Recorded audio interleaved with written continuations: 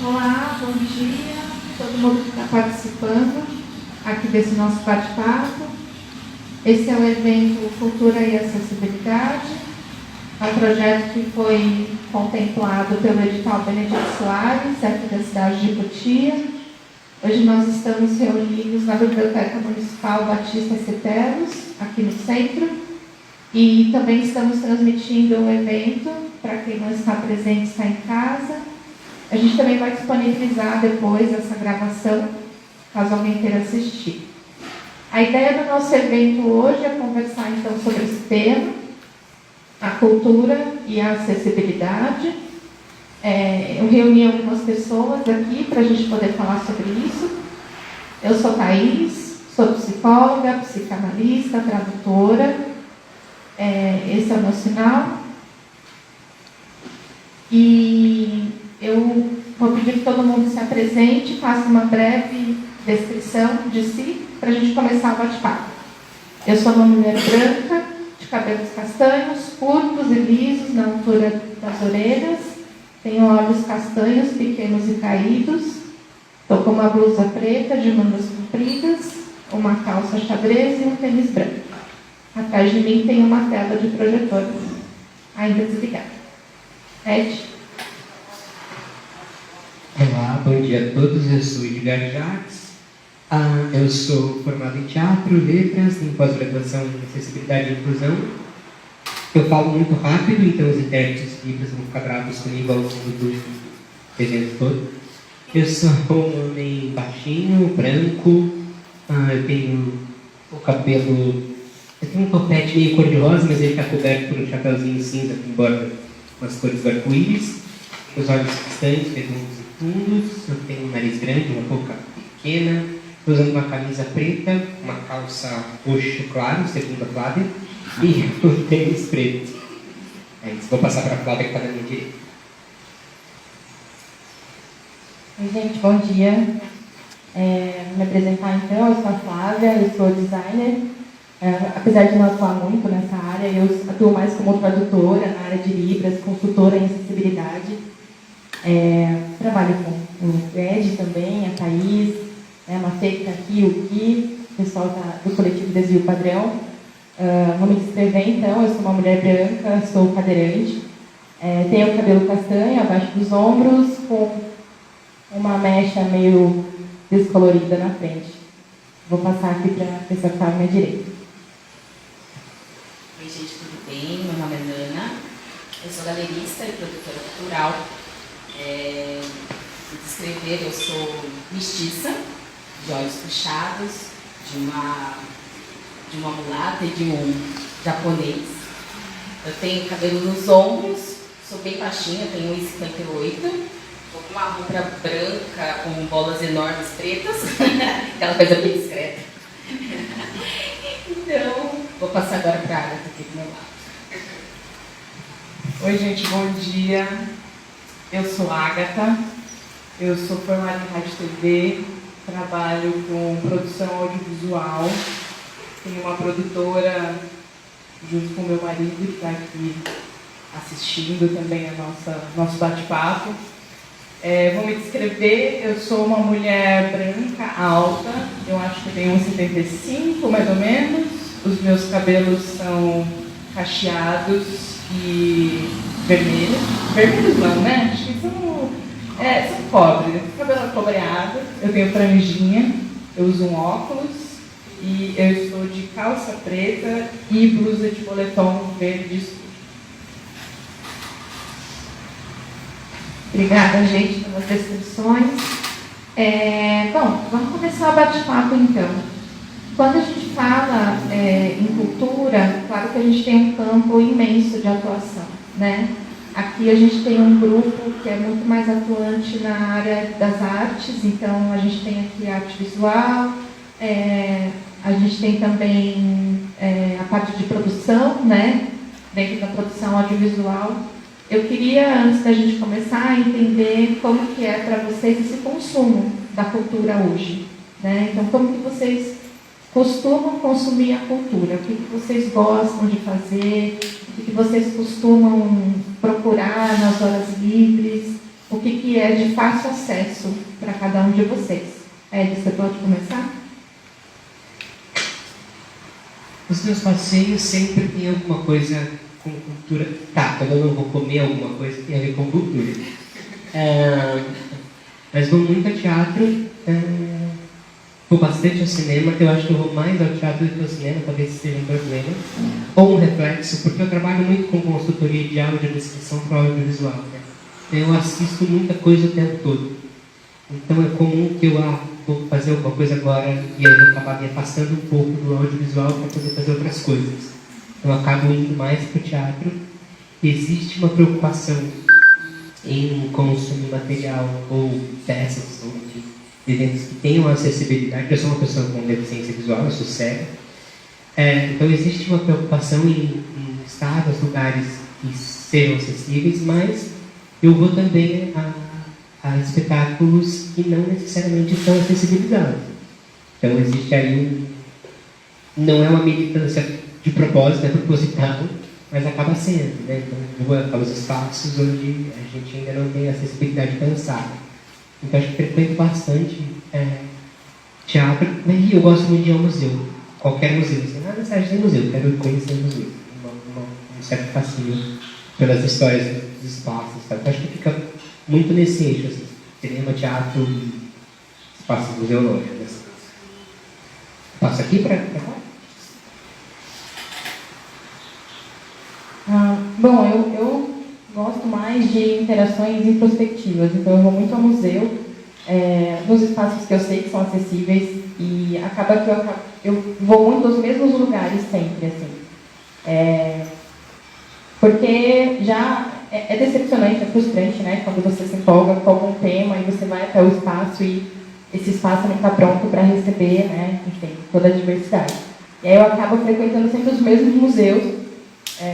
Gosto muito de shows musicais, mas é uma coisa que eu faço pouquíssimo hoje em dia, porque justamente por esse motivo. Então, eu fico mais na área de museus mesmo. Olha, Thaís, a gente como produtora cultural e trabalhar com várias vertentes da arte, né? Eu acabo consumindo muita coisa. Tem gente que até muitas vezes fala assim, eu não gosto de ver televisão, mas se a gente faz audiovisual, e também você acaba não gostando de ver TV, não gosta de ver uma boa série, não gosta de ver um bom filme, eu acho estranho também. Então, assim, curto ir ao cinema, curto ir às exposições, adoro ir ao museu, gosto de coisas do parque também, quando está acontecendo evento cultural no parque, é uma coisa que me fascina, adoro o sol batendo e tudo acontecendo ao mesmo tempo. Então, acho que eu acabo consumindo muita coisa eclética, assim, cultural. Mas pode ser até uma coisa meio bagunçada dentro da minha mente, né? Mas acaba me fazendo muito bem. Bom, o que eu consumo de cultura, né? Eu nunca tinha parado para pensar sobre isso. Achei interessante a pergunta, porque a música está muito presente na minha vida, desde sempre. Eu comecei a estudar música na escola pública com 10 anos de idade. Eu tive essa oportunidade. Hoje já é uma oportunidade super rara de se acontecer em escolas públicas, né? Eu comecei, eu fui introduzida à cultura, à arte, aos 10 anos de idade. Isso é muito interessante. Eu não segui na música, mas isso me influenciou a tudo. Me influenciou inclusive em escolher o audiovisual como profissão, né? Então a música está muito presente. Sou casada com um músico, então música, sim, está, né? Acho que é o top 1 da nossa lista. Mas o audiovisual como um todo, né? A gente consome muita série, a gente consome muito cinema. Eu confesso que eu fico com uma ponta de inveja do Ed, que ele falou que vai muito ao teatro, e eu não sei qual foi a última vez que fui ao teatro. E às vezes, até conversando com meu marido, a gente fica triste por isso. A gente fala, nossa, que vontade de ir num teatro, sabe? Que vontade de assistir uma peça. E às vezes a gente que mora em cidades mais do interior, a gente não tem tanto acesso. Aí a gente pensa, eu vou ter lá para São Paulo, 2 horas de carro, gente. Será? Não, vamos ficar por aqui mesmo, assistir uma série Netflix, tá tudo certo. Então, acho que presente na minha vida é música, filmes e séries, né, audiovisual, e a literatura, claro, que estou me tornando uma grande leitora, descobri que gosto muito de ler recentemente, a Thaís está acompanhando esse processo na minha vida, e acho que é isso. Ah, legal. Eu achei legal fazer essa pergunta, porque a cultura, ela começa do acesso, né? Então, o que você consegue acessar enquanto cultura? Então, para a gente pode parecer uma coisa muito simples assistir a uma série no streaming. Nem todo mundo tem esse acesso. E às vezes não tem esse acesso por uma questão de marco social, por uma questão de deficiência, por uma questão de falta de acessibilidade, né? Então, aqui, claro, a gente vai focar numa acessibilidade de recursos, né? Quais são os recursos possíveis para tornar acessível alguma parte da área da cultura, mas eu queria chamar a atenção para isso, assim. Então, quando a Agatha diz, agora que o Ed falou em teatro, eu fico pensando que eu gostaria de ir ao teatro, mas a minha cidade não oferece. E a Flávia diz, eu gosto muito de shows musicais, mas para mim não tenho acesso. Então não vale a pena, né? Não consigo ir, não tem como. Para a gente começar a refletir aquilo a que a gente realmente tem acesso.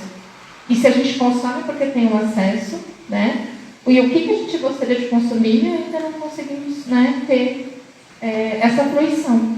De onde que vem esse marco, né? E agora, né, acho que a gente fez uma primeira rodada pensando como usuários de cultura, e agora eu queria entender de vocês como produtores de cultura.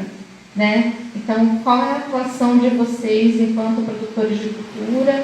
O que vocês fazem, de fato, dentro desses espaços? E como que é a acessibilidade para vocês hoje? Assim, né? Se isso é uma coisa que faz parte do dia a dia, se está internalizado, o que vocês refletem sobre isso? Eu trabalho, como eu já tinha adiantado antes, como consultor de audiodescrição. Hoje em dia o foco é muito maior no audiovisual. As coisas me levaram para esse lugar assim, de trabalhar. As coisas da Thaís um pouco, me levou um pouco bastante para o audiovisual. E eu acabei viciando um pouco nisso. Assim. Então eu acabei investindo bastante nessa vertente, né? Quando a gente está falando especificamente da audiodescrição como recurso de acessibilidade. Trabalho também, claro, com outras, com teatro, com exposição, com ópera, já fiz de tudo, livro didático, apostila, enfim, tudo que, livro infantil, tudo que você pode imaginar que tenha aplicação de audiodescrição, já fiz. Assim. Acho que eu não fiz consultoria para casamento ou para velório ainda, mas pode ser que aconteça. Por que não, né? Tudo pode ser. Mas tem uma coisa assim, que bom, eu trabalho como ator também, enfim, escrevo peças e participo do coletivo Desvio Padrão, que é um coletivo que pensa formas de acesso dentro da cultura, né? E um movimento que eu tenho encampado um pouco dentro das minhas atividades como produtor cultural, ou seja, nas coisas que eu estou escrevendo, que eu estou produzindo, que eu estou dirigindo, talvez trazer para dentro dessa produção, desse ambiente, como é que esse corpo cego fala, se manifesta ali. Mais do que pensar numa tecnologia assistiva, que é o caso da audiodescrição, como é que eu faço para que o meu corpo seja pleno dentro de um espaço de produção cultural. Numa peça de teatro, por exemplo. Eu vou ser um pouco mais específico. Como é que eu faço para que esse corpo cego seja um corpo cego e cênico ao mesmo tempo? Ou seja, eu tenho que providenciar maneiras de fazer com que esse ambiente esteja acessível para mim. E aí a gente cria todo um ambiente, cria todo um sistema para que eu possa desempenhar o meu papel com plenitude e com potência artística. Então, começo a pensar que o acesso à cultura ele não está só no entorno, né, da produção cultural. Claro que é muito difícil a gente definir o que é cultura, né? Cultura é muita coisa, tudo, enfim. Mas se a gente for focar, né, nesses movimentos que a gente chama do teatro, na literatura, como é que eu faço para que esse corpo que produz cultura possa produzir essa cultura da maneira mais sincera possível, tendo as suas características respeitadas e dizendo: eu não preciso parecer uma pessoa enxergante em cena para ser um ator competente, potente e criativo. Então, a acessibilidade, para mim, está permeando também esses espaços, né? A gente vai usar audiodescrição para que eu esteja pleno em cena. A gente vai usar outros recursos, como contato de passos. Então, a acessibilidade também está dentro da produção da cultura em si. Quer dizer, como é que um corpo que funciona de determinada maneira faz com que a cultura seja acessível para ele e acaba sendo acessível também para outros corpos de alguma maneira. Então, nem sei se eu respondi bem a pergunta da Thaís, mas a acessibilidade cultural, para mim, está permeando tudo. Desde o caminho para uma produção já feita, pronta, como também a maneira como a gente vai produzir alguma coisa que já seja de algum jeito acessível.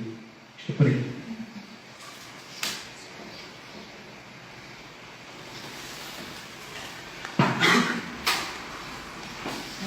Bom, assim como o Ed, eu também trabalho muito mais no audiovisual, né, fazendo janela de libras, legenda descritiva, tenho também arriscado nos roteiros de audiodescrição, tenho aprendido com o Ed, inclusive com a Thaís, com todo mundo do coletivo. E assim como o Ed falou, me identifiquei muito com a fala dele sobre você não precisar esconder a sua deficiência para estar ali produzindo também a acessibilidade, né? E no meu caso, que tenho uma doença que é degenerativa, eu fui perdendo com os anos a força muscular do braço, né? E para uma intérprete de Libras isso é um pouco complicado.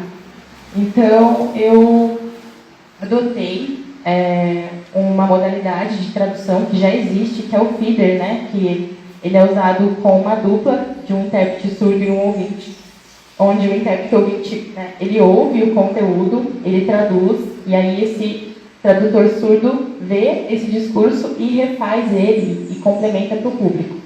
Então eu tenho uma dupla que está aqui, o Guilherme. Cadê o Guilherme? Ele está lá atrás. O Guilherme é surdo, né? A gente trabalha junto, então a gente faz janela de libras usando essa modalidade feeder, né? Eu ouço ali o conteúdo, a gente estuda junto, né? Obviamente, penso nas traduções, e aí no momento da gravação eu faço a libras atrás da câmera e ele grava. Então a nossa produção tem sido assim.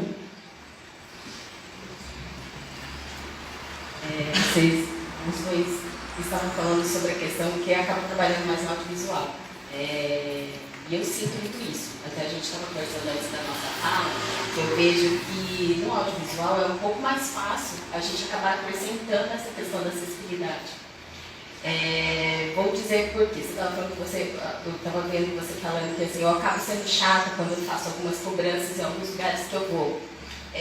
Não é ser chata, porque assim, vocês sentindo todas as necessidades que vocês têm que realmente ensinar pra gente que não tem essas necessidades e não é a primeira coisa que vem à nossa cabeça.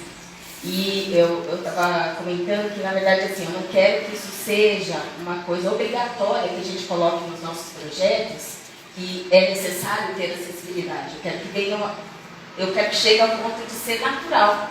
Eu não preciso, na verdade, pensar nisso como uma obrigatoriedade que eu tenho que ter acessibilidade com uma porcentagem de quem vai ver uma exposição. Então, eu quero que venha de uma forma natural a gente pensar isso dentro dos projetos. Eu digo isso da minha parte. Outro dia mesmo eu acabei estudando todos os tópicos de uma palestra e tal. A palestra começou em 5 minutos. 5 minutos chegou uma pessoa obesa. E eu tinha mandado colocar todas as cadeiras e tal, e eu não tinha lugar para colocar essa pessoa obesa. Então ela ficou extremamente desconfortável. E era uma coisa que eu falei assim, gente, eu não pensei sobre isso. E é uma falha muito grande para quem está promovendo o evento. E aquilo me tocou de falar, gente, eu tenho que ter muito mais senso. E às vezes a gente fala sobre a questão da empatia, eu tenho ressalvas quanto à questão da empatia. Eu acho que, na verdade, a gente tem que ter respeito, né? Respeitar todo mundo. E aí, assim, para isso chegar a esse ponto, a gente também tem que ser ensinado a ensinar, né? Então, assim, sempre estou aberta a aprender o todo. Então, não é chatice quando você fala uma coisa dessa. Porque é você que sente na pele sempre que você passa por essas situações onde você vai. E a gente precisa desse feedback para raciocinar um pouco mais onde a gente está errando. Eu acho extremamente válido. Quanto às produções, a gente sentir isso mais no audiovisual, quando a gente trabalha principalmente com exposições, eu sinto que a gente tem que usar cada vez mais multimeios, porque ficam mais informativos para outras pessoas. Então, eu sinto um pouco dessa necessidade de quando você vai fazer alguma coisa que para artistas plásticos, a gente trazer um pouco dessa coisa multimeios. Eu sinto um pouco de falta disso. Bom, eu já trabalho com audiovisual já tem muitos anos, né? Comecei a trabalhar novinha, assim, com uns 18 anos, já estava aprendendo edição de vídeo, trabalhei em TVs, produtoras. E assim, tem mais de 10, né? Sou velha. Acabei de perceber, me dar conta aqui que sou velha. Tem mais de 10, deve ter quase uns 15 anos que eu estou trabalhando com isso. E olha só que coisa interessante. A primeira vez que eu ouvi falar sobre a acessibilidade no sentido de audiodescrição para pessoas com deficiência visual foi para isso. 15 anos trabalhando com isso e eu não sabia que eu precisava me preocupar com isso. Eu não sabia que era possível. Quando a Thaís, isso já tem acho que um ano mais ou menos, mais até, uns 2 anos que a Thaís que eu conheci a Thaís, a gente conversou sobre isso. Gente, parece que caiu o mundo na minha cabeça. Eu falei, eu estou fazendo tudo errado, eu não estou pensando no acesso. E assim, vou falar para vocês que hoje eu estou aqui, hoje nesse evento, porque eu quero muito aprender sobre isso. Eu estou com uma vontade assim, genuína de aprender e falar assim, cara, eu quero implementar isso em tudo que eu faço. Se eu vou postar no Instagram uma foto do prato que eu estou comendo, eu quero que todas as pessoas que usam o Instagram, que são usuários daquela plataforma, tenham acesso a entender e poder consumir aquele conteúdo. E aí, algo pessoal que aconteceu na minha vida também, que me fez acordar para isso, eu estava compartilhando com o pessoal antes de começar o papo, que eu tenho um primo, ele queria muito estar aqui hoje, inclusive, mas ele mora lá em Campinas, é um pouquinho longe. E o meu primo, hoje ele é baixa visão. E ele está gradativamente perdendo a visão dele, né? Ele é meu primo e irmão, a gente cresceu praticamente junto, a gente se conhece muito bem. E eu percebi, há uns meses atrás, quando ele foi em casa, agora com a visão um pouco mais baixa, que eu já tenho que fazer certas adaptações na minha casa. Ele chegou para mim e falou assim, prima, você tem um copo que não seja de vidro ou que seja colorido? Porque às vezes eu não consigo ter noção ali do espaço e eu acabo derrubando, eu posso esbarrar no copo. Isso nunca passou pela minha cabeça. Então eu venho passando por esse processo aí nos últimos 2 anos de levar tapas na cara da vida, sabe? A vida está me batendo e me mostrando o quanto que isso é importante, o quanto que eu preciso adaptar o meu conteúdo, o quanto que eu preciso adaptar a minha própria vida e a minha própria sensibilidade para saber como conversar, para não ser uma pessoa capacitista. Então, assim, hoje estar aqui para mim é uma coisa muito importante mesmo. Eu me sinto muito honrada de estar podendo participar desse papo, porque eu quero muito aprender sobre isso e eu quero implementar essas ferramentas no meu trabalho. Vocês querem comentar, gente? Flávia?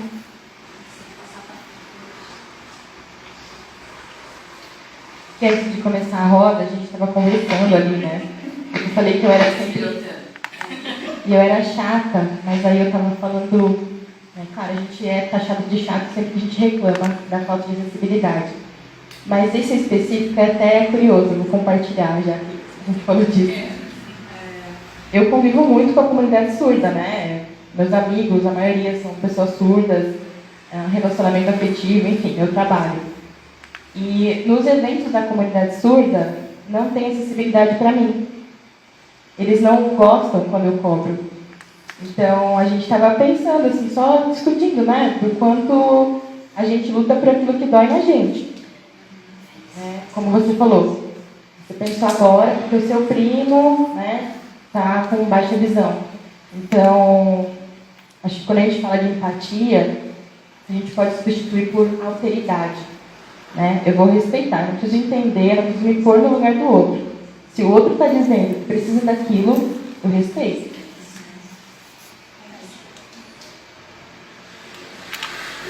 Eu queria só... Bom, primeiro que é natural, né, que a gente nunca tenha parado para pensar na acessibilidade quando a gente não precisou dela. E não cabe aqui atribuir culpa, ou nada, né, não tem esse espaço. Mas quando a gente vem para esse pensamento da acessibilidade, então talvez uma dica seja começar a pensar na acessibilidade logo que a gente começa um projeto. Porque geralmente se pensa na acessibilidade quando está tudo pronto. Né? Eu vou contratar a distribuição legenda e libras para o meu filme agora que ele está pronto. Mas eu não tenho mais verba porque eu não pensei nisso no começo. Então, se você de repente começa a imaginar que faz parte do processo de produção do seu filme, do seu evento, já não for, a acessibilidade, assim como faz parte, sei lá, eu vou contratar colorista para minha pós-produção do meu filme. Eu também tenho que pensar que eu vou estar contratando acessibilidade. E começar a imaginar que a gente vai disponibilizar esse material também. Porque acontece muito da gente, vou colocar a descrição no meu filme porque eu sou obrigado, claro, e aí eu vou fazer o depósito legal, então eu vou fazer para guardar. Isso acontece bastante. Então, se a gente pensa na produção disso no começo, se eu vou levar para o festival, leva com a janela de livros, leva com a descrição disponível, leva com a legenda. Você aproveita esse material todo. Por outro lado, isso que eu estou dizendo agora, depois um pouco contra essa obrigatoriedade que a gente enfrenta, no meu caso, que a gente aproveita, do audiovisual, né? Mas eu sou obrigado a fazer, então só vou fazer quando... Eu queria só pontuar, dizendo que, na verdade, eu sou um pouco a favor da obrigatoriedade. Eu não sou contra não, tá, Ed? Não, mas eu não gostaria que as pessoas pensassem justamente dessa forma. Eu acho que começa da gente, principalmente. Não, sim, eu só queria pontuar isso da obrigatoriedade, nem estava direcionando. Por favor, não se sinta nesse lugar. Porque é isso, como a gente comentou, né? Se a gente nunca parou para pensar a respeito, porque não vivemos essa situação e tal, a obrigatoriedade faz a gente pensar nisso. Faz as pessoas entenderem que existe. Então a gente tem uma lei brasileira de inclusão, que é muito importante, muito moderna. O Brasil está muito à frente de muitos países com relação à defesa de direitos da pessoa com deficiência. A gente andou muito. Eu fiz uma viagem semana passada para a Colômbia, e aí eu senti lá o quanto a gente já caminhou, né? Eles estão num estágio, num degrau lá, com relação à acessibilidade, e aqui a gente está num outro movimento, por causa da Lei Brasileira de Inclusão, por causa disso que aconteceu em 2013, 14, 15. Então, muitas pessoas argumentam, mas então de repente a gente deveria ter organizado um movimento de educação da produção do audiovisual para depois pensar na obrigatoriedade. Tudo bem, eu acho que seria saudável, seria natural, enfim, mas isso levaria muito tempo. Se você for pensar no quanto o Brasil investe em educação, no geral, quanto tempo levaria? E as pessoas com deficiência estão consumindo, e claro, a gente está falando só sobre o audiovisual nesse momento. Quanto tempo levaria para eu poder consumir um filme no cinema com acessibilidade ainda? Mais 20, 30, 40 anos? Então, as pessoas estão vivendo as vidas agora. Eu lembro que no começo dos anos 2000, houve uma discussão muito intensa sobre as cotas raciais, né, nos vestibulares e tal.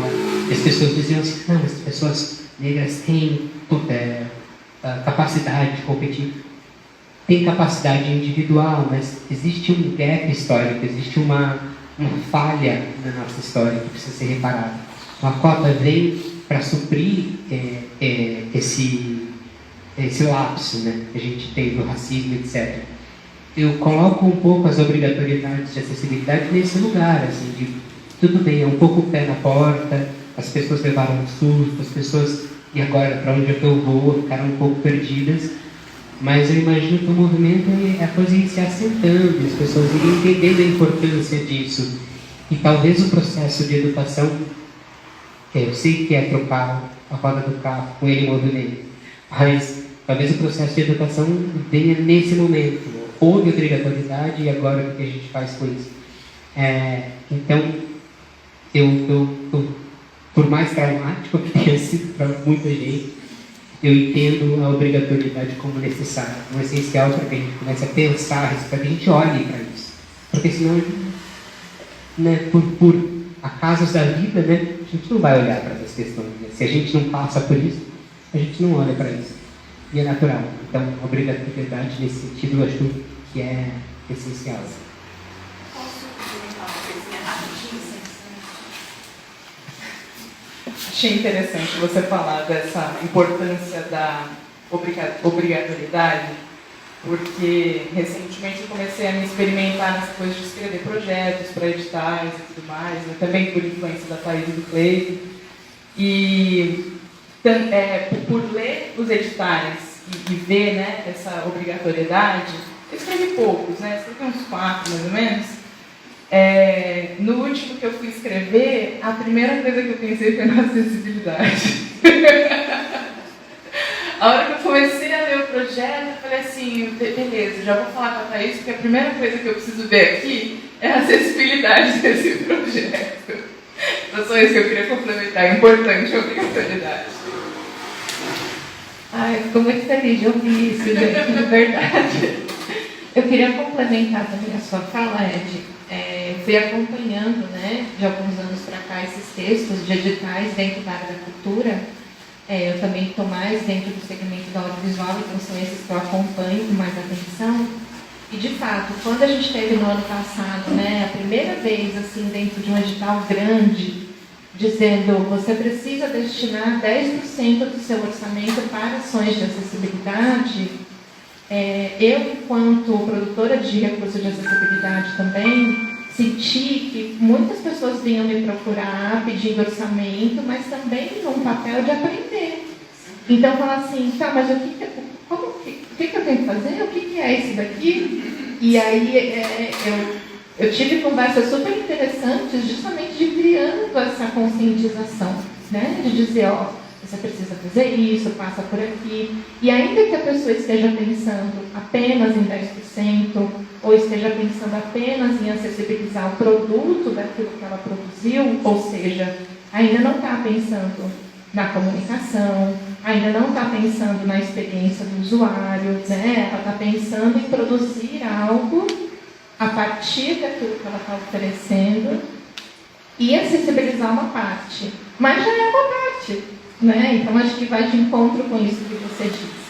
E no texto do edital, por exemplo, agora da Aldir Blanc, desse ano, eles já começam a segmentar. Então, eles colocam, o seu projeto vai ter acessibilidade de arquitetura, de comunicação, de barreira atitudinal, e começam a exemplificar o que seriam as ações dentro de cada item de acessibilidade. Então, eu entendo que os editais, eles também cumprem hoje esse papel de conscientização do que é a acessibilidade.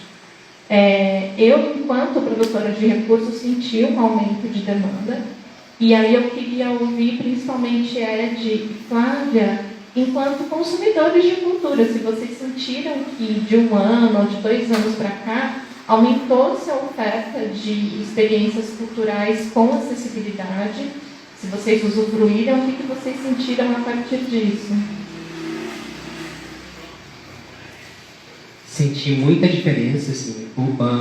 o volume, e aí eu vou falar, eu, como bom geminiano, vou me dividir em dois aqui, vou pensar só no consumidor de acessibilidade lá.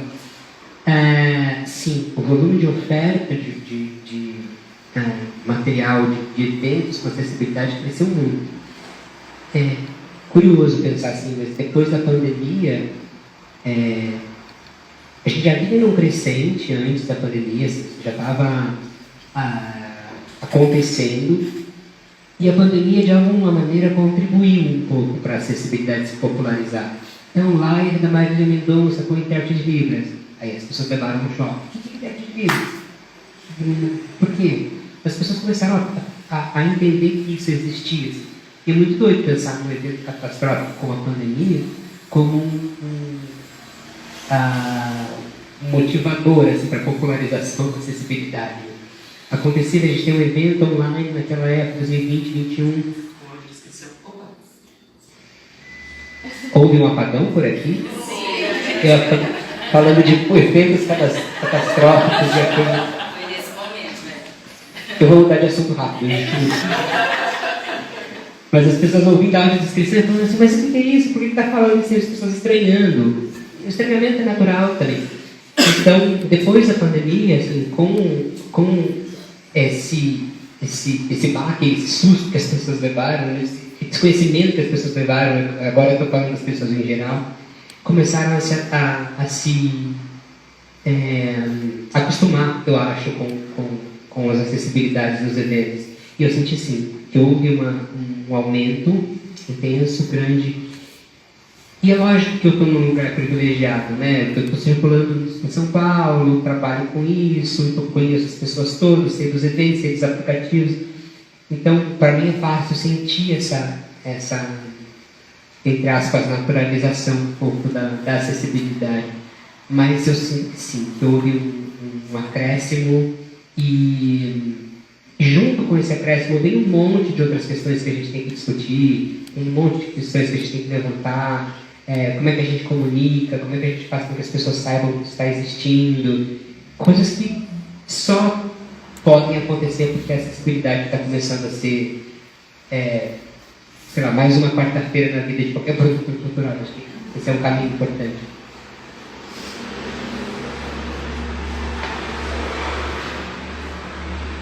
Eu não tenho muita diferença, principalmente porque eu observo a área de Libras, assim, né? A presença do intérprete, hoje em dia, ela está em mais espaços.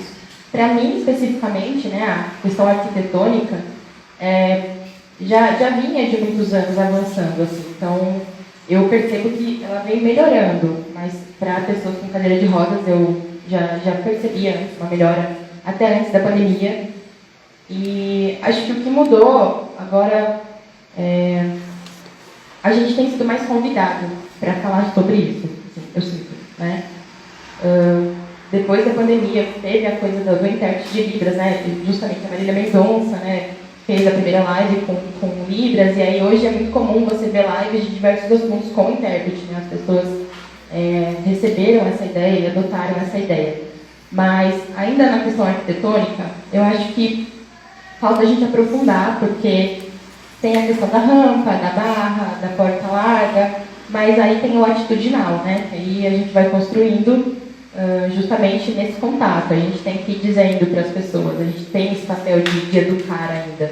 Até mesmo quando a gente recebe, por exemplo, agora, né, como uma pessoa que produz acessibilidade, a gente tem que explicar para o cliente, né, a importância de ter um consultor, né, não só fazer uma acessibilidade e sem uma consulta, sem uma avaliação, sem uma validação, né, do usuário daquele recurso. Então, a gente está agora nesse papel de ter que explicar as outras funções dentro da acessibilidade.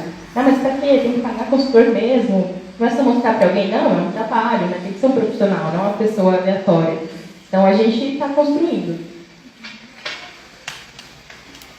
Sim, eu acho interessante você ter comentado isso, Flávia, porque da mesma maneira que aumenta a oportunidade de consumo de cultura, aumenta também a possibilidade de atuação dentro da cultura. Atuação dentro das especialidades de vocês, que não necessariamente tem a ver com acessibilidade. Então, o Edgar é ator, né? Será que ele teve um aumento de possibilidades de atuação como ator, como roteirista, como escritor dentro do campo da cultura? Porque tem algo que vai sendo construído para além da produção da acessibilidade, que é a conscientização, né? Então, quando um produtor cultural vai montar a sua equipe, pensar em ter pessoas dentro da equipe, né? Pensar quais são os profissionais que podem ali atuar, colaborar dentro daquele projeto. E talvez, num primeiro momento, como o Ed estava comentando, isso passe por um crivo de ter uma pessoa com deficiência na equipe. Mas aí você começa a entender, nossa, o Edgar é um bom roteirista, a Flávia é uma boa intérprete de Libras, para além do fato de serem pessoas com deficiência, né? Então, eu queria entender um pouco disso, assim, de todos vocês, como que vocês sentem essa convivência dentro do campo cultural, né? Se isso ainda, se esse diálogo já é possível, ou se isso ainda está num lugar muito estereotipado. Não sei se ficou clara a minha pergunta. Ficou? Você pode comentar? A gente lida muito com o estereótipo ainda, sim. A gente lida muito com o estereótipo o tempo todo. Isso é frequente, assim, no cotidiano. Então, se você pensa que está produzindo um episódio de uma série, aí se você pensa num personagem cego, então aí vai ser um episódio especial sobre acessibilidade. Ou então é o cego que, sei lá, é o professor de música da escola.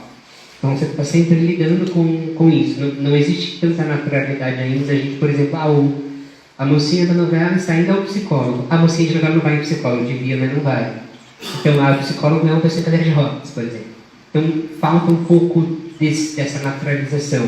Então, a gente está sempre tendo que falar sobre a temática da inclusão, não sei o que, está sempre em voga, né? Está sempre circulando. Assim. Por outro lado, a gente, enquanto profissional da cultura com deficiência, a gente fica aproveitando as brechas, né, que aparecem.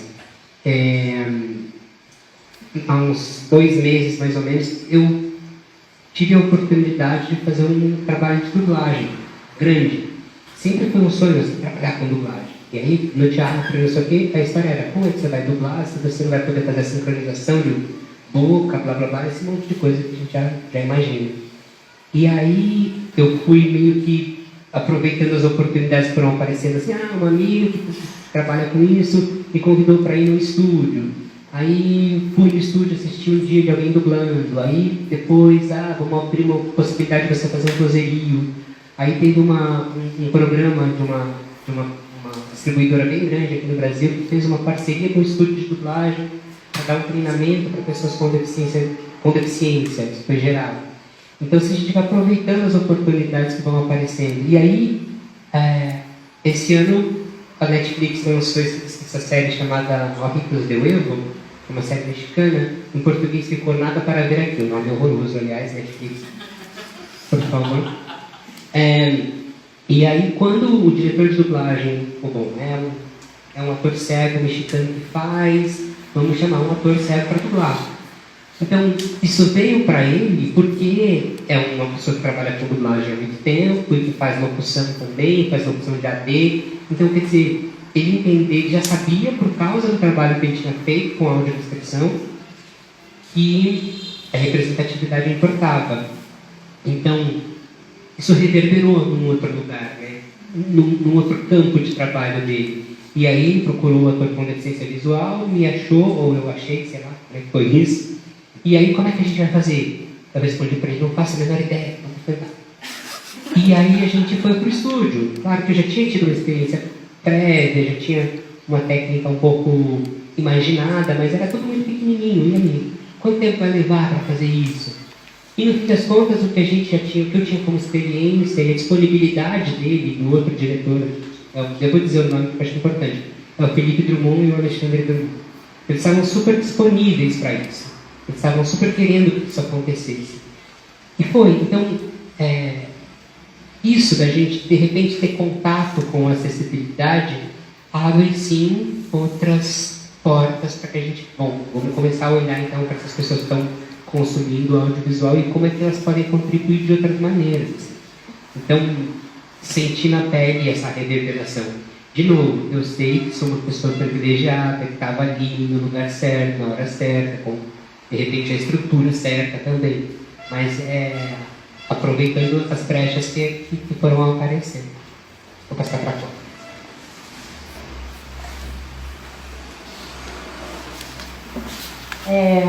Aí agora eu vou falar de uma outra atuação que eu faço, que é, inclusive, a que eu mais gosto, que é fazer voz quando uma pessoa surda fala em Libras, né? Ela precisa da tradução ao contrário do que a gente está vendo aqui agora. Então, com o aumento também do espaço para pessoas com deficiência, aumenta espaço para pessoas surdas falarem, né? Trazerem seus posicionamentos, suas palestras, suas oficinas, suas apresentações performáticas, tudo, e aí precisa do intérprete de voz. Só que por que alguém vai contratar a Flávia, que tem todo, né, uma dinâmica para trazer a Flávia muito mais complicada, se eu posso chamar um outro intérprete que vai vir com muito mais facilidade, né, não vou precisar pagar um acompanhante, por exemplo. Então, eu senti nesse projeto, eu também usei das oportunidades, das brechas que eu tive para mostrar meu trabalho e sempre tendo que ser muito, muito boa, muito melhor do que as outras pessoas. Então, para eu ser contratada, eu preciso oferecer algo que as outras pessoas não oferecem. Então, isso me faz estudar muito mais, me faz treinar muito mais, para que eu seja uma opção, entende? Então, a gente sempre tem que aproveitar essas brechas para mostrar nosso trabalho, para que as pessoas falem, nossa, ela é boa, vou chamar ela, vou pagar o que for, que é o que vem acontecendo. Assim, esse é o caminho que eu escolhi trilhar, porque acho que quando uma pessoa me contrata dessa forma, ela já sabe o que esperar, entende? Sim, eu agradeço pelo relato de vocês. E eu entendo também que dentro da jornada de cada um de vocês, das atuações que vocês têm dentro do campo da cultura, tem coisas também que se parecem nesse sentido, né? E vocês irem aproveitando oportunidades, porque essas oportunidades não estão dadas, né? A maneira como vocês colocaram, eu vou achando uma brecha, eu vou achando um espacinho. Então a gente está muito distante ainda de chegar naquilo que eu gostaria de pensar como uma acessibilidade ideal. E aí eu compartilho um pouco da fala da Nana, de, claro, a gente precisa dessas leis, né? A gente precisa de fundamentações que tornem ações obrigatórias, mas de a gente conseguir, enquanto sociedade, chegar num momento em que as coisas estejam mais naturalizadas e que isso deixe de ser pauta, né? Imaginam meus netos, né, daqui 2 gerações, uma geração, pensando assim, mas por que eles estão falando disso? Isso é tão óbvio. Isso para mim seria, né, um vislumbre assim, de um lugar bom de se chegar.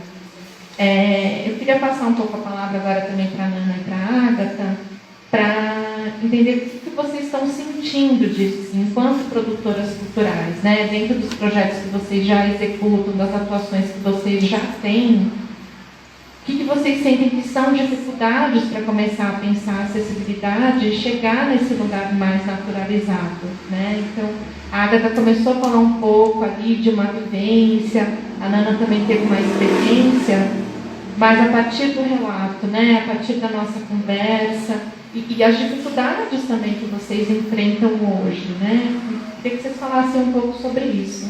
Vou passar para a Nana também. Eu faço há alguns anos parte de um comitê que atende a parte cultural do Coluna Mussomí. E eles trabalham com pessoas com deficiência intelectual. Quando a gente vai fazer eventos de arrecadação para a entidade, a sede é muito bonita, tem um verde lindo, um campo maravilhoso, mas a gente sempre faz a céu aberto.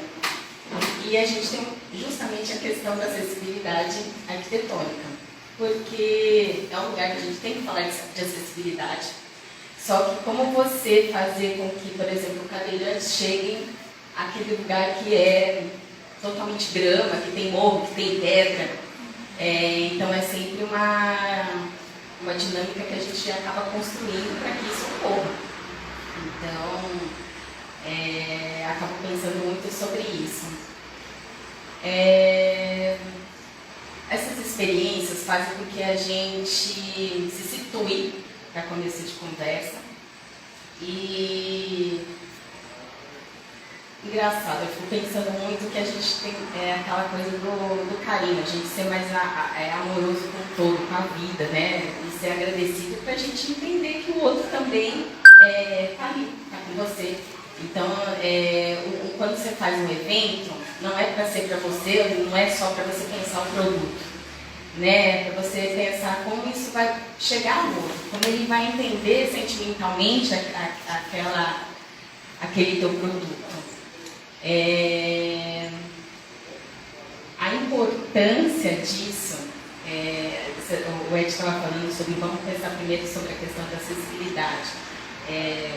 Eu acho que também bate como você quer que aquele teu instrumento favoreça e o outro entenda a tua ideia, né? Certo? De uma forma amorosa. Então acho que tem uma coisa também humana nisso tudo que a gente precisa aprimorar. Vou passar para... Eu fiquei, enquanto vocês estavam falando, né, ouvindo toda essa fala do Ed, da Flávia, falando,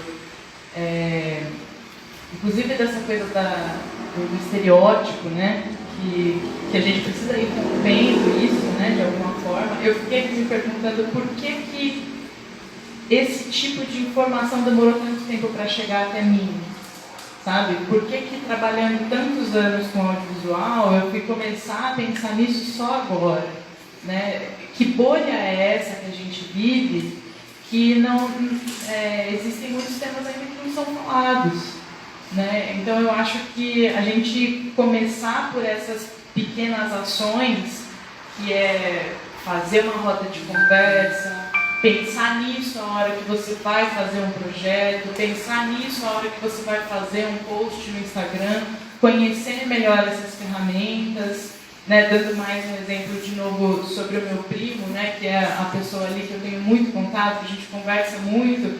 Ele começou a me falar sobre treinamento de cão-guia.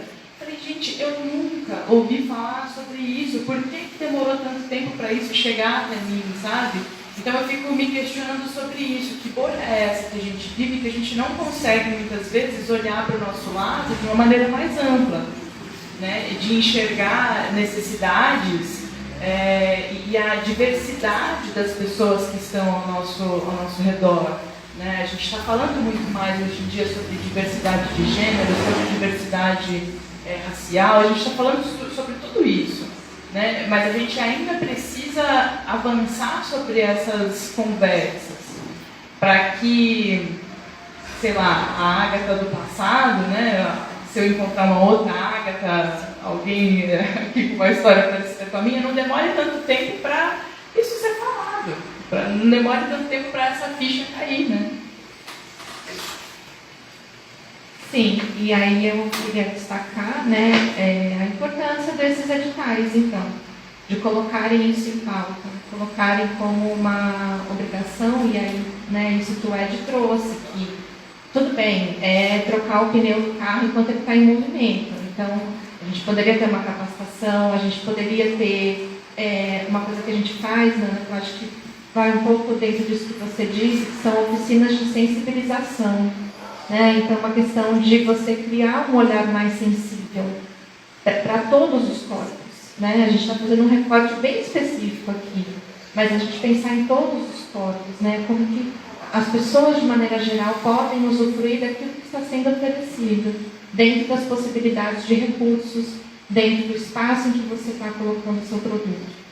E aí eu queria começar a ir para uma conclusão disso, antes da gente exibir o curta. Queria ouvir um pouquinho também Ed e Flávio sobre isso, que é o pensar junto, né? Como que... Tá, então a gente sai daqui sabendo que a gente precisa começar a pensar mais em acessibilidade, que a gente pode começar a buscar isso, que é importante que você pense isso desde o começo do projeto, mas de que maneira, né? Como fazer isso? E aí eu queria que vocês falassem um pouco, claro, a pessoa enquanto uma pessoa usuária de cadeira de rodas, de audiodescrição, de Libras, ela vai ter um posicionamento para falar sobre isso. Mas como a Flávia já apontou para a gente, existe também um papel de consultoria, né, que é uma atuação profissional dentro do mercado de trabalho. E acho importante que a gente comece, a gente, enquanto produtor cultural, a abrir espaço de atuação para esses profissionais dentro dos nossos projetos. Então, o que isso significa? A gente entender a acessibilidade não como apenas uma questão atitudinal, mas que ela precisa ter uma qualidade de execução, né? Ela precisa ser pensada por pessoas que, além de usuários dessas ferramentas, são pessoas que estudam isso, que se profissionalizam nisso, que têm uma capacitação. Então, Ed, se você puder falar um pouco sobre isso dentro da audiodescrição, qual é o papel da consultoria? Existe essa máxima, né, que a gente gosta sempre de repetir, que é o nada sobre nós sem nós, que é uma máxima instituída pela Convenção da ONU de 2006, que é isso, pessoas com deficiência querem falar por si mesmas, e aí vamos criar as estratégias para que elas sejam ouvidas, ou para que elas sejam percebidas, enfim. E partindo um pouco disso, é que se pensou, não só, é claro, né, na coisa da participação, mas na efetividade de uma audiodescrição se ela está passando por uma consultoria. Geralmente uma pessoa com enxergante faz um roteiro e ela está sempre baseada na imagem. Então ela constrói um texto tendo a imagem como uma plataforma de apoio. Então você está olhando para aquilo e você está olhando para o seu texto e dizendo que está funcionando. Porque existe uma complementariedade, as coisas estão se encerrando num ciclo lógico, né, digamos assim. Quando você, de repente, apresenta o texto que você fez, tão claro, tão bonito, para uma pessoa cega, ela vai dizer, não entendi nada, como essa imagem é essa? Porque não existe esse repertório, repertório não é uma boa palavra, não existe essa referência daquele movimento específico, ou seja, daquele produto específico. O consultor de audiodescrição, ele é essa pessoa que vai validar o seu roteiro, que vai dizer que está funcionando, só que ele não vai validar o seu roteiro a partir do gosto pessoal dele. O consultor em audiodescrição profissional, ele vai dizer assim, ele vai olhar para o seu roteiro e vai dizer, olha, é possível que a gente informe essa imagem, essa outra e essa outra. Qual caminho você acha que é mais interessante para chegar o mais perto possível da imagem que você está vendo? Talvez a gente for pelo caminho B. Então vamos reconstruir o seu texto para que a gente se aproxime desse caminho B. É claro que existe subjetividade. Qualquer escolha que a gente faça textual, qualquer escolha textual que a gente faça é subjetiva. Se eu escolho dizer veículo e não carro, é uma escolha subjetiva. Então, o caminho que a gente vai percorrer com a audiodescrição é sempre de aproximação. A gente lida com a objetividade ideal, quer dizer, essa que está lá no campo das ideias, a gente pensa nela, mas a gente está lidando sempre com a objetividade possível para construir uma AD que acione a subjetividade do consumidor. Então, o consultor, ele tem esse papel de te auxiliar nesse caminho da objetividade possível para ativar a subjetividade do consumidor final. Fica um papo meio maluco esse, mas é isso. Ele vai olhar para aquele texto, o consultor tem que ter treinamento para observar aquele texto e entender quais são os caminhos possíveis de formação de imagem. E aí ele vai te direcionando. Então vamos para outro lugar, vamos por aqui, vamos por um viés que a gente se aproxime um pouco mais daquilo que você está pretendendo. Então não é só validar, olha só que legal, fiz a audiodescrição e tenho um consultor.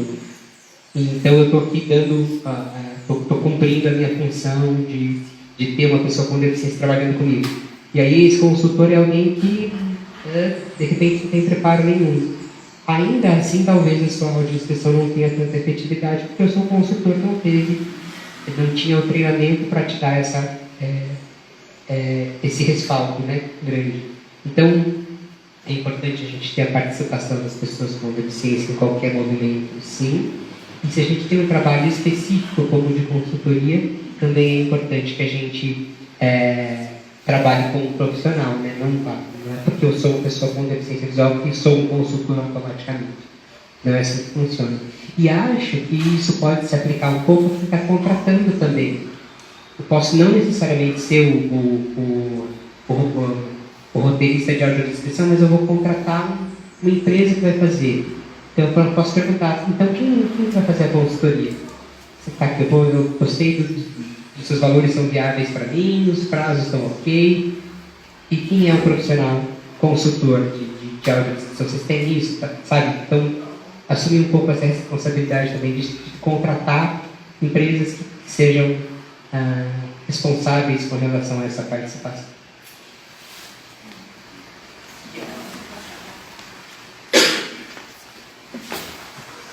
É isso, assim, porque mesmo que eu estude muito, que eu tenha muito convívio, receber a informação como uma pessoa surda, eu não sei, né? Eu não sei como perceber o mundo visualmente apenas, sem o som, sem... Enfim, eu ia chamar de complemento, mas não é, né? Porque enfim, cada um com sua vivência. Mas eu acho que, assim, entender esse papel e pensar qual é o seu objetivo. Meu objetivo eu vou implementar a acessibilidade porque está me obrigando e se o público vai entender ou não, porque eu posso contratar um intérprete mais barato, né, que fez um curso de 100 horas de Libras, que não vai saber falar representatividade, por exemplo, e vai soletrar. E aí eu tenho uma janela de Libras, mas não necessariamente o público surdo está tendo acesso.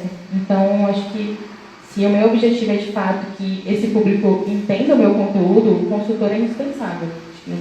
Não existe, para mim, ao meu ver, não existe acessibilidade sem a consultoria mesmo. Sim, então, eu acho importante a gente ter esse alerta, né? Como para qualquer outra coisa que a gente vai fazer dentro da nossa produção cultural, a gente está preocupado em entender de onde vem a motivação daquele profissional que a gente está contratando, né?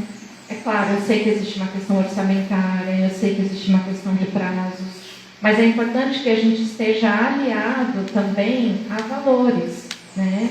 A postura profissional, a qualidade daquilo que está sendo oferecido.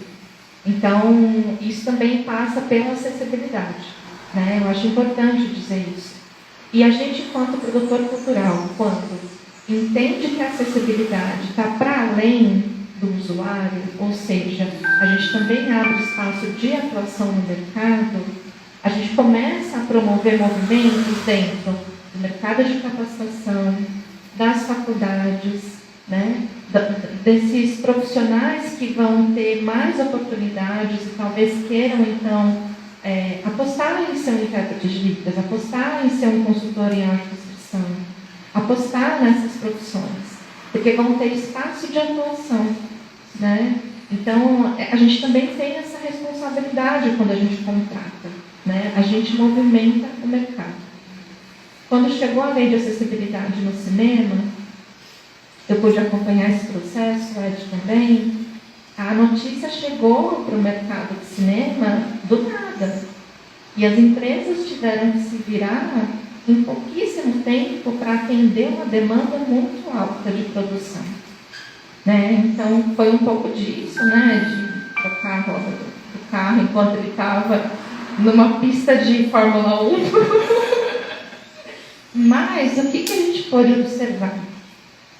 Quem estava ali produzindo os recursos de acessibilidade para dar conta dessa nova demanda do mercado de cinema, também estava precisando se capacitar.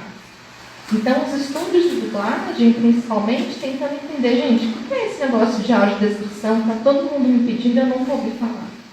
Porque eu sou um estúdio, eu tenho um espaço de locução, então as pessoas entendem que eu tenho essa capacidade. E aí os estúdios não achavam cursos de audiodescrição para capacitar os seus profissionais, né? Então, o que acontecia? Eu conheço uma pessoa que já me falou disso, eu vou falar com ela. E aí essa pessoa treinava 2 ou 3 pessoas, que treinava 2 ou 3 pessoas, e isso começou a gerar um movimento no mercado, né? A mesma coisa dentro de Libras. Então, Libras era usualmente mais feita para eventos ao vivo. Não eram traduções de filmes, por exemplo, em que você tem vários personagens em cena, em que você tem, né, trabalhar dentro de um estúdio, com luz, com chroma key. Tudo foi se desenvolvendo tecnologicamente, o estudo dos próprios intérpretes a partir dessa demanda. Então, eu queria deixar essa reflexão para a gente, né, para quem está nos assistindo também, o que vem antes, a demanda ou a oferta?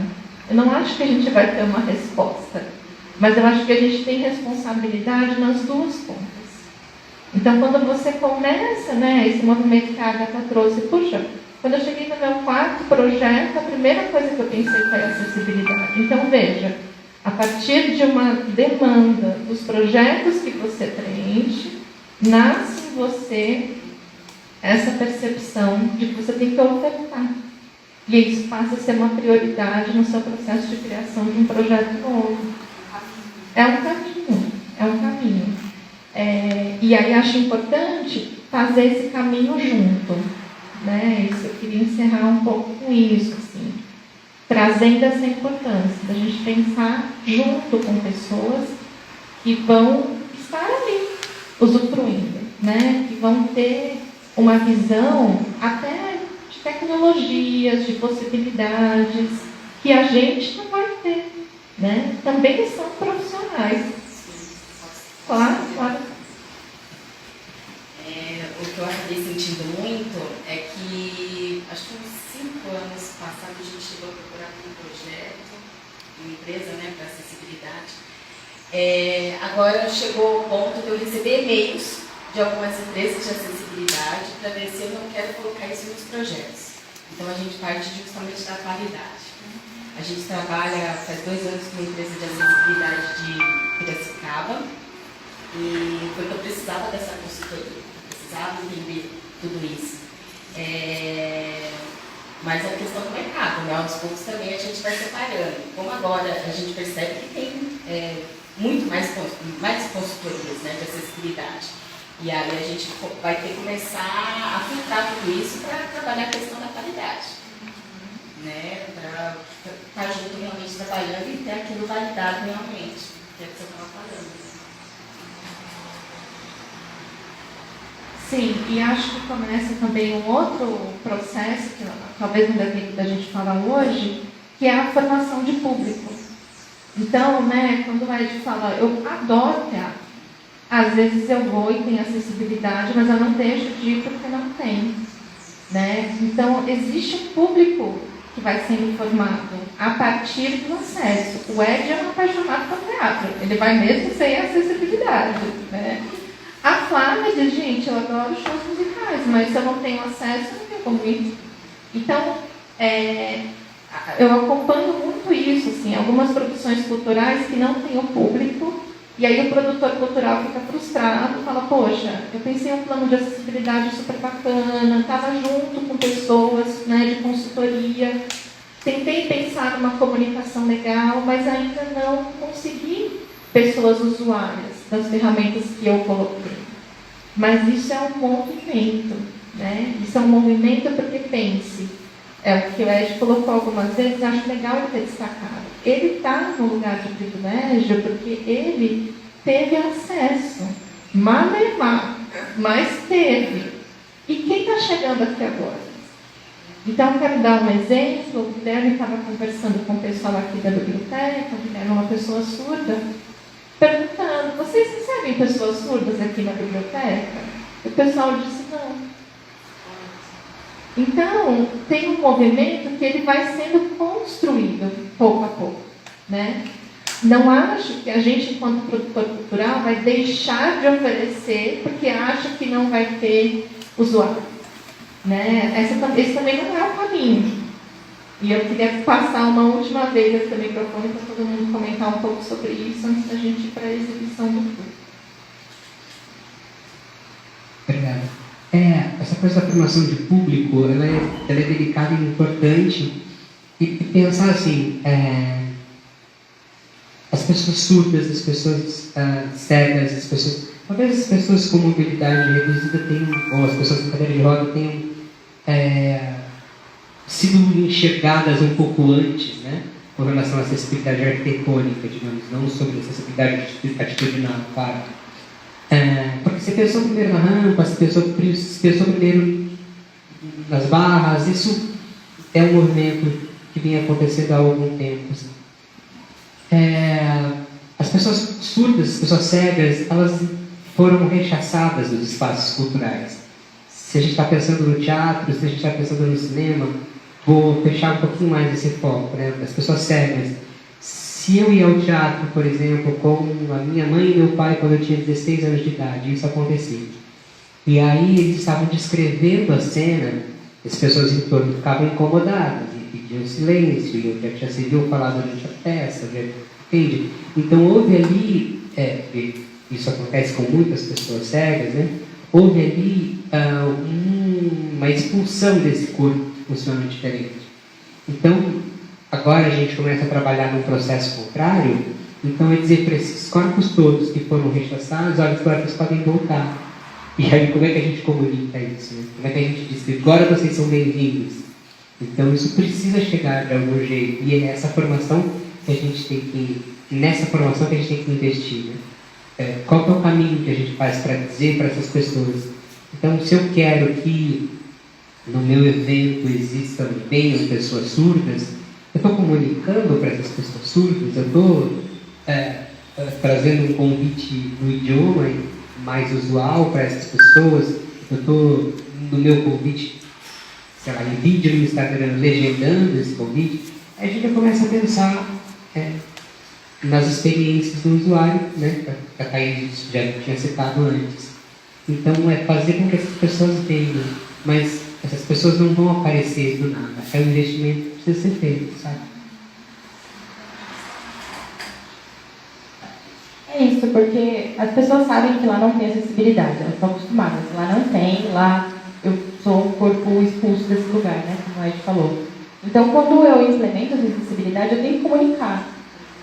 E eu sou a favor de, se eu for comunicar que é acessibilidade para surdos, que eu convide pessoas surdas para comunicarem isso. Se eu for falar de audiodescrição, trazer pessoas, profissionais, usuários desse recurso. Eu entendo isso como uma identificação do público, né? Vai ver que não tem só o acesso, mas também tem eu lá, sabe? Tem uma representatividade.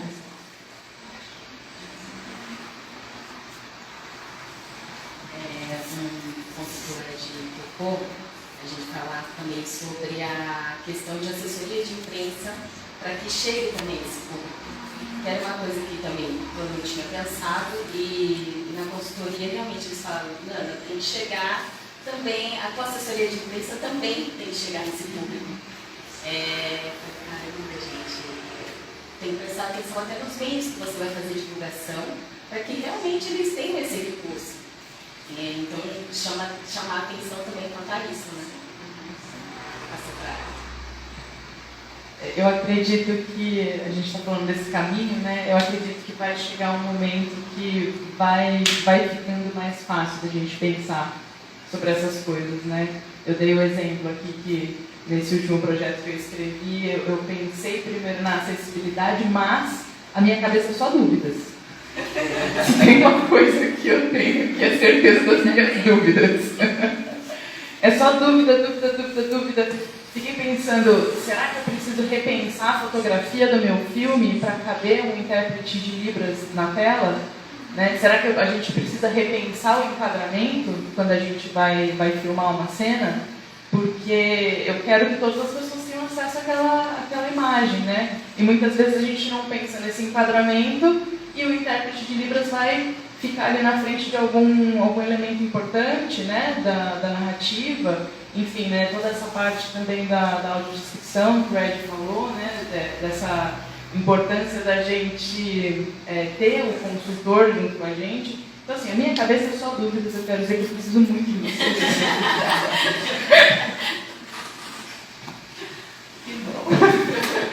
Então, vamos pensar junto, né? Mas, gente, também é importante pensar o seguinte: cada pessoa é uma pessoa, com seus gostos, né? Só porque existe acessibilidade não quer dizer que a pessoa queira consumir o que você está oferecendo. Então, se eu for hoje no cinema todos têm agenda, nenhuma interessa, eu vou embora. Né? Então, a gente também tem que partir um pouco dessa, respeitar a individualidade de cada um. Aquilo que você está oferecendo talvez não tenha consumo, mas não é porque a sua comunicação falhou, não é porque você poderia ter feito de uma outra maneira. Talvez nenhuma pessoa se interessou. Né? E está tudo bem, está tudo certo. Bom, o Ed fez a consultoria de um curta, que a gente vai assistir agora. Ele chama Perdoai-nos das Nossas Ofensas. Eu vou pedir que a gente afaste um pouquinho as cadeiras para deixar a tela do projetor à vista, para todo mundo que está aqui, e a gente volta para comentar. Ed, como você fez a consultoria do curta, você quer falar um pouquinho dele para a gente? Por que consultoria não? Curadoria. Eu já fiz isso. Não, curadoria. Por que você tinha pensado nesse curta? Qual que é a mensagem principal dele? E aí a gente deixa recomendado para o pessoal assistir depois. Esse curta, ele, se não me engano, é um curta canadense, posso estar bem enganado, mas eu acho que é um curta canadense. Ele fala sobre o Ação T4, que foi um movimento que foi implementado, né, pelo governo do Rio em 39. O movimento durou até 41, mais ou menos, e ele tinha como premissa recolher, avaliar e dizer se pessoas com deficiência se aquelas pessoas com deficiência recolhidas ali tinham condição de viver na sociedade perfeita, ideal que eles estavam ali construindo. É óbvio que essas pessoas foram avaliadas e a conclusão foi que não, que elas não poderiam continuar vivendo e tal. E elas foram exterminadas, elas foram eliminadas. Né? Fala-se muito pouco sobre o Ação T4, e quando eu fiquei sabendo desse curta para ela, curta que está numa plataforma grande e tal, então é um jeito de fazer com que as pessoas pensem um pouquinho nisso, né, que aconteceu. A história que o curta retrata é um garotinho que ele está fugindo de um soldado nazista, né, está perseguindo ele ali. Vou parar aqui, Júlio, não vou contar o final do curso. Mas é isso, é para a gente poder pensar um pouco sobre como existiu de verdade um processo de apagamento. Existem várias maneiras de pensar em apagar pessoas, né? Culturalmente, linguisticamente, há um monte de jeitos. E esse literal, esse de extermínio que a gente conhece, como foi o movimento, né? Como foi o antissemitismo durante a Segunda Guerra, ele de fato tentou apagar também pessoas com deficiência. Engraçado, né? A gente nunca para para pensar. Por que, por exemplo, quando a gente assistia a lista de Schindler, não tem pessoas com deficiência dentro do campo de concentração? Porque elas foram eliminadas antes, né? Elas foram apagadas antes de terem a possibilidade de entrar lá. Então esse curta fala um pouco sobre isso, sobre o Ação T4. Eu achei super importante quando o Ed trouxe, né? Eu fiz essa proposta de curadoria para ele. Já era um assunto que a gente tinha conversado antes, né, Ed? É um tema de pesquisa do Edgar, essa ação que aconteceu nesse momento histórico. Mas acho que ela retrata algo que já acontece há muito tempo. Né? Então, quando a gente pensa, enquanto história da sociedade, enquanto história da humanidade, as pessoas com deficiência existem desde que pessoas existem. Né? Não é algo que acontece há menos tempo. Né? É a história da humanidade. E a gente teve vários processos, né, ao longo da nossa história, enquanto sociedade, de exclusão desses povos. Então, nos primeiros povos ali mais primitivos, as pessoas com deficiência que não só os fortes sobrevivem, né? Ou seja, as pessoas que não conseguissem adquirir o próprio alimento, ou que não conseguissem se defender dentro dos grupos sociais, não viviam. Quando a gente fala ali do movimento da Grécia também, que eles priorizavam a guerra, os corpos fortes, as conquistas, as pessoas com deficiência não tinham espaço para viver ali. Então, é um movimento muito recente, não só de presença da sociedade, mas também a maneira como está presente dentro da sociedade. né? Então, nesse sentido, é uma história mais curta. Por que mais curta? Porque a Stuart estava falando como, dentro dos espaços culturais, corpos que foram rechaçados por tanto tempo, como que a gente, enquanto sociedade, vira agora e diz, podem vir, agora vocês são bem-vindos. Né? E acho importante quando a Flávia fala, se você for ter um projeto com Libras, coloque uma pessoa surda para dizer que ela está participando desse processo. Por quê? Porque tem uma questão de identificação com aquilo que está sendo oferecido. Né? Não é só ter o recurso que eu uso para ter acesso, mas é saber que pessoas como eu estão presentes na produção, na criação, na atuação, na fruição disso que está sendo oferecido, seja o que for. Né? É assim que se dá a integração. Que é o que eu estou chamando aqui hoje do pensar junto, do trabalhar junto. Né? Você quer comentar um pouquinho sobre isso, Ed? Quando a gente começa esse projeto, e eu vou colocar mais uma peça nessa mesa que a gente está falando, né? Começar a pensar na acessibilidade antes do projeto ser executado, imaginar que nada sobre nós é importantíssimo, é essencial, para que não estamos falando para, estamos falando com as pessoas com deficiência. Imaginar que a acessibilidade ela é um caminho um tanto quanto extenso e que está em aberto ainda. Não é um idioma, nem um idioma fechado, é um exemplo ruim, mas o que eu quero dizer é que não existe um caminho só para que a acessibilidade aconteça. Então, quando a gente pensa junto, as possibilidades da gente ampliar as acessibilidades, a maneira de fazer o acesso, elas também crescem. Assim. As possibilidades aumentam. Você começa a perceber que existem maneiras diferentes de fazer as coisas. Quando a gente está pensando junto, e aí pessoas com deficiência, pessoas sem deficiência, primeiro porque tem caminhos que vão ser criados mesmo, que podem ser testados, e a gente tem a possibilidade de fazer esse teste, de entender se vai funcionar ou não. E isso é muito rico. Ao invés de ser assustador, será que vai funcionar? Quando a gente está pensando junto, a gente fica um pouco mais seguro, mais respaldado para experimentar e dizer se aquilo vai funcionar ou não. Então, a outra peça que eu queria colocar na nossa mesa é quando o edital exige, por exemplo, que a gente tenha a acessibilidade, a gente pense naquilo que é acessível, talvez possa levar a gente também a pensar que, sei lá, quem vai fazer a fotografia do meu filme? Então, eu posso pensar numa pessoa surda para fazer. Será que existe esse profissional? Posso correr atrás disso? Será que no roteiro que eu estou criando, eu já posso imaginar lacunas para que eu inclua a audiodescrição depois? Vou chamar um consultor de audiodescrição para me auxiliar na criação do meu roteiro. E aí a gente consegue ampliar esses caminhos. Então, a acessibilidade ela está num lugar de criação agora. Vivemos o primeiro momento histórico que as pessoas com deficiência...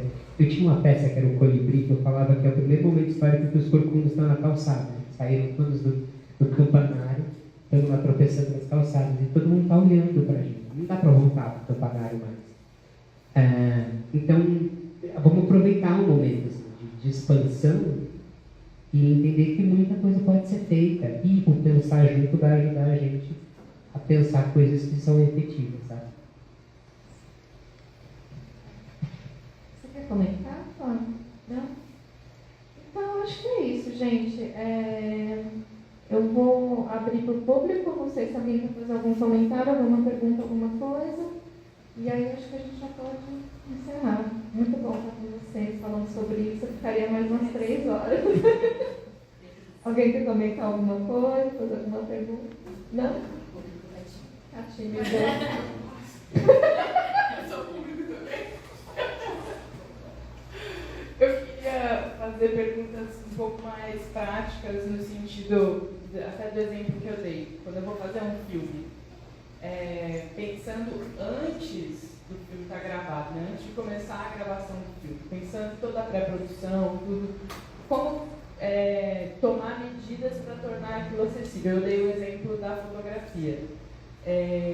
Eu preciso repensar a fotografia, o enquadramento do meu filme para eu conseguir ter ali a janela de libras no meu filme.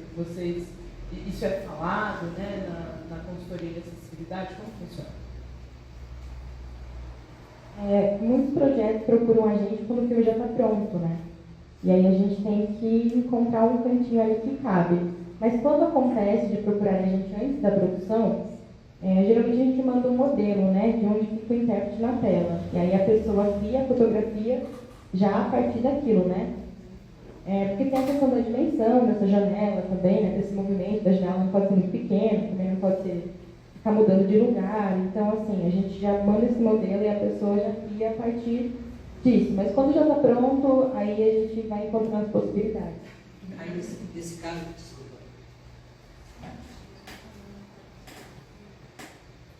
É que a gente falou em repensar a fotografia. Se a gente começa a pensar nele desde... Então, não é nem repensar, né? É pensar a fotografia, né? Você vem de um lugar de imaginar onde que vai estar esse intérprete e sim, pode ser que a consultoria de acessibilidade te indique isso. Ou, sei lá, você está produzindo um documentário, aí você vai colocar uma imagem super importante ao mesmo tempo que o seu entrevistado está falando uma coisa super importante. Aí você manda isso para a audiodescrição. Aí vai falar assim, mas você não descreveu a tal imagem, cara, você colocou o depoimento em cima da tal imagem. Então, tipo, vamos terminar o depoimento no minuto 5:52 e deixar a imagem na tela até os 6 minutos, sei lá, se é possível. Mas é uma possibilidade, você vai criando espaços para que a acessibilidade se adeque. Existem movimentos, assim, de que a audiodescrição está integrada e o intérprete de Libras está junto. Existem... no coletivo do padrão a gente pensa um pouco nisso também. E isso vai da escolha que você vai fazer. Você quer que de repente a audiodescrição esteja integrada à locução, a voz em off que você está fazendo? Você quer de repente que enquanto o seu entrevistado está falando, já tem um intérprete ao lado dele ali, fisicamente fazendo a tradução? Sabe, são escolhas que você pode fazer também, e são linguagens que você pode assumir para o seu projeto. Eu acho que um caminho interessante também, Agatha, é você começar a consumir a acessibilidade. A acessibilidade, ela não é algo que a gente não pode aprender sobre porque não é feito. Não é assim, né? Pelo contrário, a audiodescrição, ela pode ter como público inicial as pessoas com deficiência visual, mas ela também pode ser uma ferramenta para outras pessoas e outros corpos, né? A legenda descritiva também, ela não é apenas para pessoas com deficiência auditiva. Então, você pode ter pessoa com uma deficiência intelectual, você pode ter uma pessoa idosa, uma pessoa estrangeira, que vai usufruir dessas ferramentas de acessibilidade. Então, para que você comece a pensar a acessibilidade com um pouquinho mais de criatividade, eu diria, ainda acho que a consultoria e o pensar junto é essencial. Mas para você sentir que você está conseguindo ter um debate legal, né? Também não ficar só num lugar passivo de, olha, me diga o que eu devo fazer, mas de construir junto. É interessante que você... Mas como que funciona a Libras, né? Como que se refere a essa língua? Por que a pessoa surda pode usar a língua de sinais ou pode usar a legenda descritiva? Quais são as outras opções para uma pessoa cadeirante, além de uma rampa convencional? Né? Então, começar quando você estiver em espaços culturais, mas não apenas, ver as medidas que já são adotadas, ver o que você já nota que falta e começar a consumir. Então, hoje, a gente faria a exibição, por exemplo, do curta com a audiodescrição para todos ouvirem. Justamente nessa proposta de, olha, existem conteúdos com acessibilidade pronta que você pode começar a consumir como uma forma de pesquisa, de estudo, né? De um exercício. Então, a Nana que faz exposições de artes visuais, artes plásticas, que já se produziu a partir disso, né? Como que o próprio artista descreveria a sua obra? Imagina que exercício maravilhoso. A pessoa, além de ter feito, né, a peça em si, ela falar sobre aquilo para quem não enxerga. Eu tenho a possibilidade de deixar que o meu público toque nas peças que estão sendo expostas. Elas têm alto relevo, elas vão trazer alguma imagem para além daquilo que está sendo descrito apenas em palavras. Né? Como que eu posso mudar a experiência do meu usuário na maneira como eu distribuo as peças dentro do espaço? Então, são todas coisas para se pensar junto e se construir. E quando a gente começa a ter essa visão acompanhando a nossa fruição das coisas, isso vai ficando mais fácil, como você falou. Então, eu vou dar um exemplo simples, já do que eu experimentei mais de perto, que é aquilo que eu estou chamando de experiência do usuário. A lei de acessibilidade do cinema obriga os filmes a terem os recursos de acessibilidade. Legal? Então, a pessoa vai chegar no cinema, vai começar o filme e ela vai conseguir assistir com o recurso que ela quer. Mas a nossa experiência no cinema começa quando a gente senta na poltrona para assistir aquele filme? Não. Então, eu quero assistir o trailer, eu quero ter acesso a comprar esse ticket online, eu quero poder escolher a poltrona onde eu vou sentar. Eu quero chegar lá e comprar uma pipoca. Eu quero chegar lá e ter acesso à sala com autonomia. Eu quero receber o meu ticket e falar, o meu assento é na sala 3, e ir até a sala 3, sem ninguém tocando em mim, sem ninguém me empurrando, sem o tempo do outro, na minha autonomia, né? Com o grupo que está me acompanhando. Eu quero sentar com as pessoas que estão indo comigo. E quando eu sentar na poltrona, quando eu começar a assistir, eu quero ter acesso aos trailers, eu quero ter acesso à vinheta de segurança, eu quero ter acesso ao quiz que vai passar. E quando eu sair da poltrona, eu quero jogar a minha pipoca e o meu negócio de refrigerante na lata de lixo. E nada disso foi pensado. Entende? Então, é super importante, é extremamente importante. Mas a experiência não começa aí. Então, acho que começar a ter essa perspectiva, né, da acessibilidade dentro do projeto cultural, onde que começa, eu quero atingir essa pessoa desde que momento? É no meu Instagram, para conhecer a minha empresa, antes mesmo que eu produza algo. Mas eu quero que as pessoas tenham acesso à minha empresa, às minhas produções, aos valores da minha empresa. Como que eu torno isso acessível? Já é o momento de começar. Então, vai para muito além isso que eu estava dizendo, né? Do produto que está sendo criado a partir da sua proposta. Então, pensar em tudo que está aí. Acho que é isso, gente. Muito obrigada pela participação de todo mundo. Espero que tenha o bichinho da acessibilidade, tenha aplicado todo mundo que está aqui, ou que vai assistir isso depois. E é isso, ir atrás, é construir, é pensar. E quando a gente estiver em contato com os editais, com os nossos projetos culturais, a gente está acompanhado de pessoas que nos ajudem a pensar, né? Para a gente aprender e construir a partir disso. Tá bom? Obrigada, gente.